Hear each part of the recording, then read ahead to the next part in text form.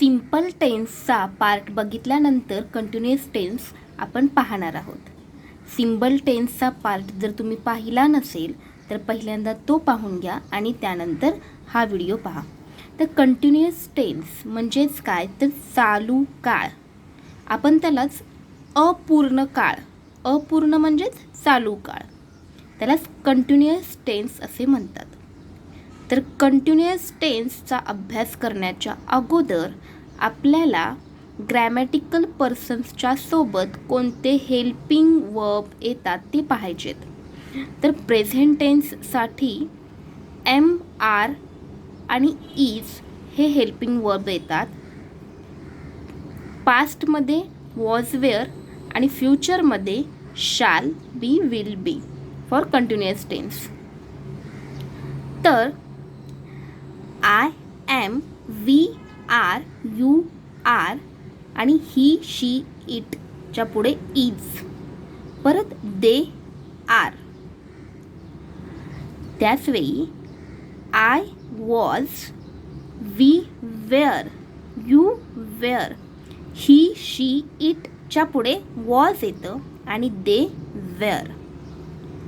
आता सिम्पल टेन्समध्ये सुद्धा आपण शाल आणि विल कधी येतं ते पाहिलं होतं. तर कंटिन्युअस टेन्समध्ये शाल बी आणि विल बीचा उपयोग करतात.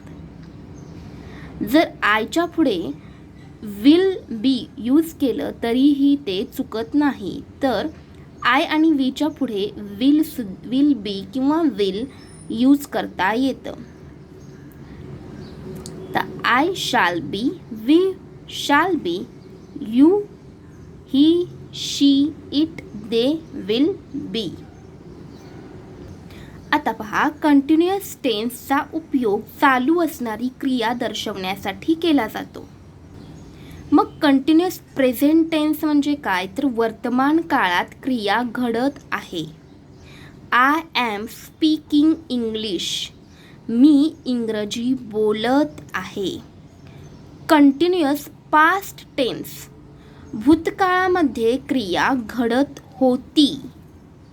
आय वॉज स्पीकिंग इंग्लिश, मी इंग्रजी बोलत होतो किंवा होती.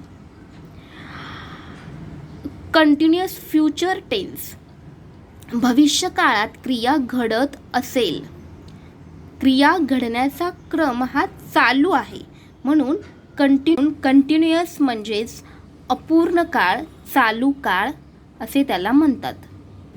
बरं, मग कंटिन्युअस प्रेझेंट टेन्सची वाक्य पाहूयात. आय एम स्पीकिंग इंग्लिश, मी इंग्रजी बोलत आहे. वी आर स्पीकिंग इंग्लिश, आम्ही इंग्रजी बोलत आहोत. यू आर स्पीकिंग इंग्लिश, तू किंवा तुम्ही इंग्रजी बोलत आहात. ही, शी, इट म्हणजे तो, ती, ते इंग्रजी बोलत आहेत. ते इंग्रजी बोलत आहेत. तर कंटिन्युअस प्रेझेंट टेन्सचं सूत्र काय आहे? सब्जेक्ट म्हणजेच I, we, you, he, she, it, they. Am, is, are हे हेल्पिंग वर्ब कुणासोबत येतात ते तुम्हाला सांगितलेलं आहे. Plus verb plus I N G. तर इथे व्हर्बला आय एन जी प्रत्यय लागलेला असतो प्लस ऑब्जेक्ट. तुम्हाला सांगितल्याप्रमाणे subject plus verb plus object हे स्ट्रक्चर सेम राहणार, फक्त इथे वाढलं हेल्पिंग वर्ब आणि वर्बचं आय एन जी रूप. तर निगेटिव्ह सेंटेन्स हे कसे लिहिणार आपण? तर I am not speaking English, we are not speaking English, he is not speaking English. आता इंटरोगेटिव्ह फॉर्म म्हणजेच WH टाईप क्वेश्चनचे फॉर्म. आता इथे फक्त मी yes or no type questions तयार करून दाखवलेले आहेत. याच्याच पुढे व्हॉट, वाय, व्हेन असे WH टाईप वर्ड यूज करून तुम्ही WH टाईप क्वेश्चनसुद्धा फॉर्म करू शकता.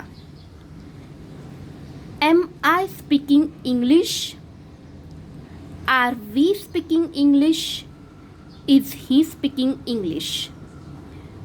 इंटरॉगेटिव्ह फॉर्मवरून तुमच्या लक्षात येईल पहिलं वाक्य आहे आय एम स्पीकिंग इंग्लिश.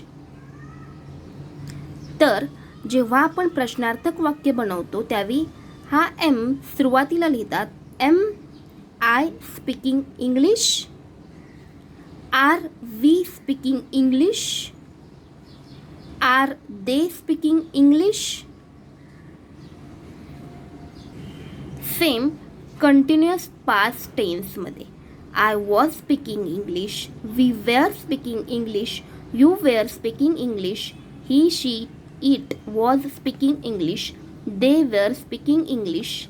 म्हणजेच subject plus was were plus verb plus I N G plus object. Subject माहीत आहेत, हेल्पिंग वर्ब वॉज वेअर कारण कंटिन्युअस पास्ट टेन्स आपण म्हणतोय. वर्ब आय एन जी, तर कंटिन्युअस टेन्समध्ये verb plus I N G नेहमी use करतात. आणि ऑब्जेक्ट. आता निगेटिव्ह फॉर्म लिहिताना I was not speaking English, we were not speaking English, he was not speaking English. Interrogative form अगदी सोपा. Was I speaking English, were we speaking English, was he speaking English. Same continuous future tense. Continuous future टेन्समध्ये helping verb वापरले जातात shall be आणि will be. I will be speaking English हे सुद्धा वाक्य correct आहे. We will be speaking English हे सुद्धा वाक्य बरोबर मानलं जातं. आता you will be speaking English, he she it will be speaking English, they will be speaking English. तर subject plus will shall plus be plus verb plus I N G plus object. Negative sentence same त्याच प्रकारे I shall not be speaking English, we shall not be speaking English, he will not be speaking English. आणि interrogative form shall I be speaking English, shall we be speaking English, will he be speaking English,